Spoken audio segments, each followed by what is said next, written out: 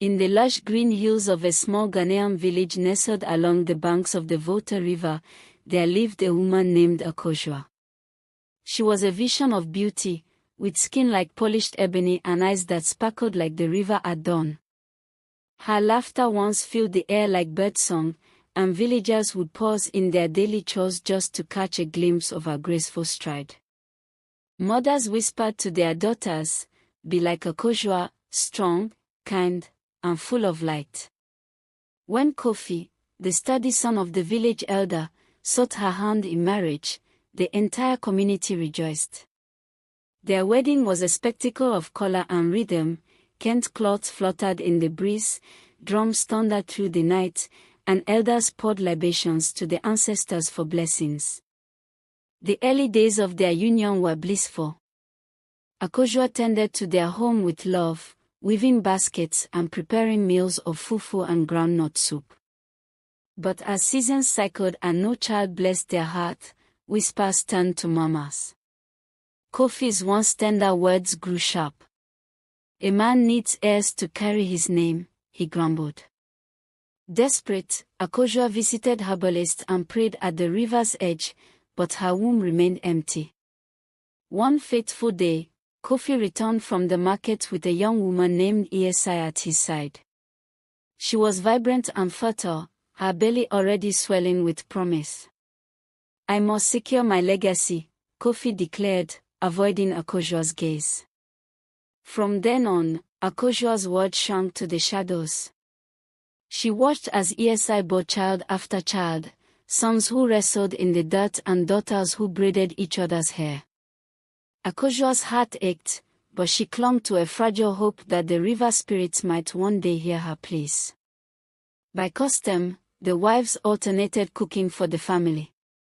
On Esai's days, her children scampered to help, fetching water from the Volta, gathering firewood from the bush, and stirring the pots. But when it was Akosua's turn, she labored alone in the pre-dawn silence, determined not to be called idle. One moonless night, Akosua rose at the stroke of 3, wrapping a faded cloth around her shoulders.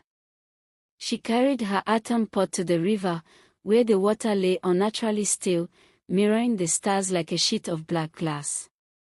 No crickets chirped, no night birds called.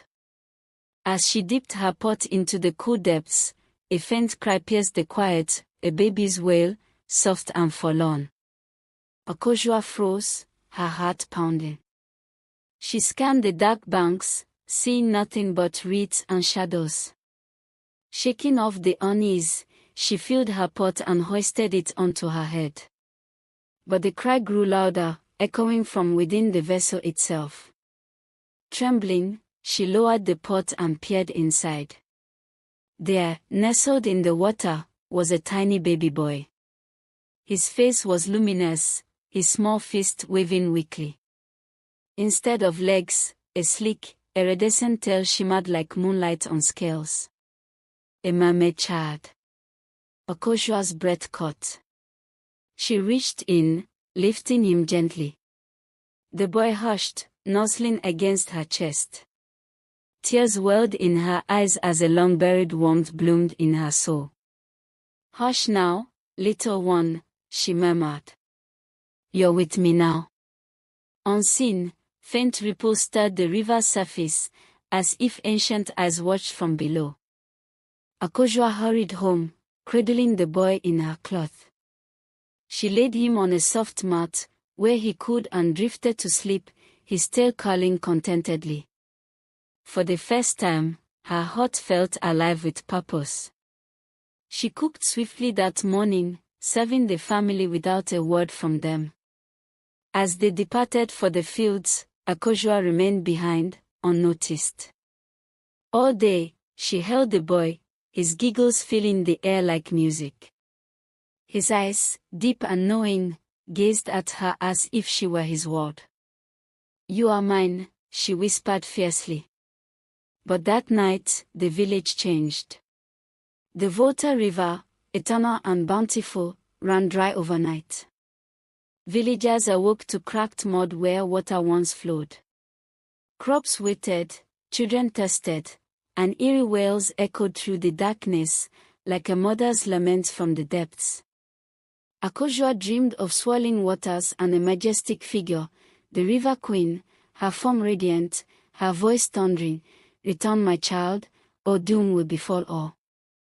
Yet each dawn, the boy's trusting gaze melted her resolve. She kept him hidden, her joy a secret flame amid the growing chaos. The dry river brought hardship, no water for drinking, no irrigation for farms. The nightly cries intensified, sowing fear and discord. Neighbors quarreled, accusing each other of curses. On the 5th day, the village elder summoned all to the central baobab tree.